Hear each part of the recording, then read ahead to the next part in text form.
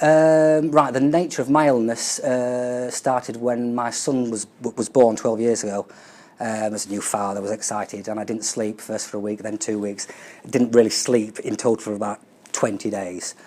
Started having panic attacks, started thinking I was sort of like somehow communicating with a higher being.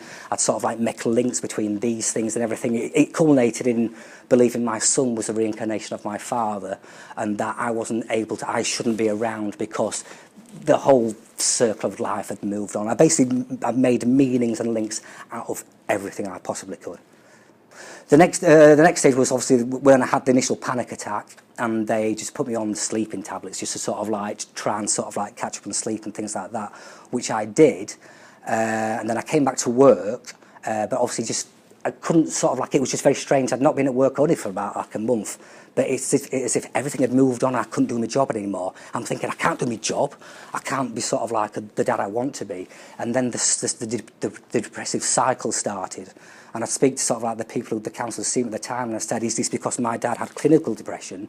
Is there a rogue gene somewhere? And is it now sort of like transferred to me? And obviously they would say, no, it doesn't have to be like that. But I think I'd sort of like convinced myself I was going down that route, and I think outsiders and people looking in at me at the time said it's as if I kind of wanted it to happen. I'd resign myself to the fact, right, helter-skelter, here we go. And to the point where after about 4 months I was sectioned. It was a little mantra I used to say to myself. Again, I don't know if I got this from the counsellor I spoke to at the time, but it really, really helped. It was a case of how I'm perceiving things. That's just one way of looking at it. Even if I don't know what that other way is, even if I'm still in the main, I'm still sort of like feeling really down, I can't sort of like control anything. Again, just this little sort of like voice saying, that's one way of looking at it. The other way is, and even if I didn't know what that other way was, took myself out of the situation, because depression and psychosis, it's like a very selfish illness, because you're constantly thinking about yourself. How am I feeling? How's this impacting this? How's I'm doing that? And being able to sort of like just finally just step outside and actually look at it and thinking, right, Bill, I know this is crazy, but it doesn't have to be like this. It was putting that trust back in my brain. And once I'd done that, the mania, the depression, the tiredness, it did go over time. And obviously building up the relationship with my son again, and he got old and we started communicating. I thought, I'm feeling like how I was before. Not that I'll never be able to get back there, because I've also got this baggage inside me that when things do happen, I will, are we okay? Right, let's move forward.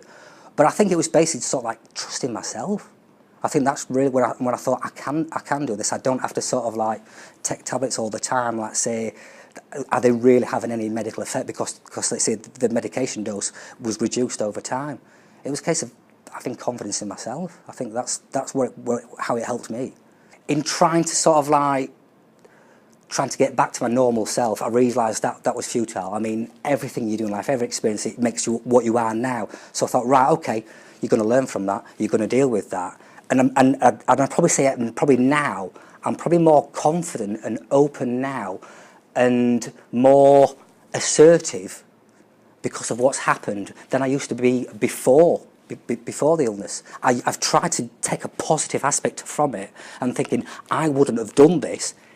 I wish it hadn't happened, but I wouldn't have acted this way. I wouldn't have been more assertive. I wouldn't sort of like be more confident in trying to GP other people if they're feeling down if it hadn't happened to me.